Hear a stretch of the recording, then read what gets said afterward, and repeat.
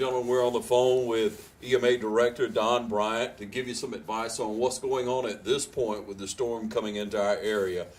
Don, we do see a lot of people out on the road. What do you tell people right now? But right now, we're encouraging, if it's not an emergency, they need to stay off of the roadways. We have a lot of trees down, a lot of them on the roadways. We have power lines, and some of them may be still energized, so it's dangerous for them to be out. So if they can stay in, we ask them to please stay indoors until this storm passes. Okay, not a lot of businesses are open today anyway. I think a couple of the grocery stores are and very few gas stations, but they're going to close before long probably, aren't they, Don? Well, our winds are picking up, and we're kind of encouraging them, that they need to get to a safe location. So I think we'll have them start closing as well. And at some point, when the winds get strong enough, we're actually going to be where we can't respond. Now, if it's a life-threatening emergency, yes, we're going to do everything we can, but just tree calls and trying to get the roadway clear, we're not going to respond to those when the wind gets up high enough that it's going to put our emergency responders in danger. And at this time, Don, it looks to me like, in the reports that we've gotten and what we've seen, is maybe some older trees have come down, some of them quite large. We have had some large trees. We do have public works and law enforcement and fire spread out throughout the county that is responding to these calls as fast as possible.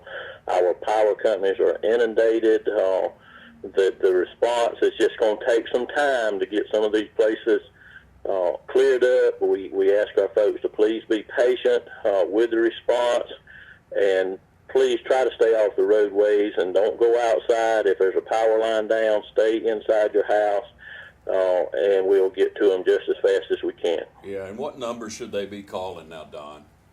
Okay, if you have a power outage, call your local power company. Call direct to the power company.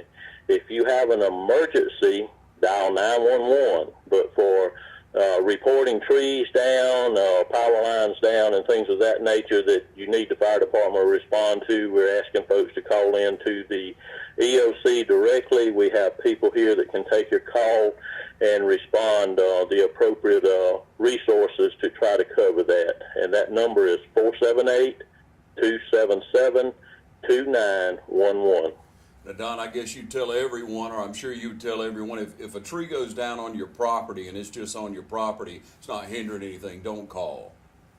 Yeah, don't call for that. We're looking for calls that if we have to have emergency vehicles coming, we want to try to keep those roads clear for that. But if it's not impeding it, if it's on your property and out of the roadway, that's something that can be dealt with when the emergency passes. Okay, now do you have any idea, or what is the word to you right now as far as when the major part of the storm probably will hit our area? We're expecting things to kind of intensify up through midday, early afternoon, and then later in the afternoon and evening, we're expecting the winds to begin to die down and start moving out of our area. Okay. And then, Don, we have a lot of people who are still coming into the area, don't we?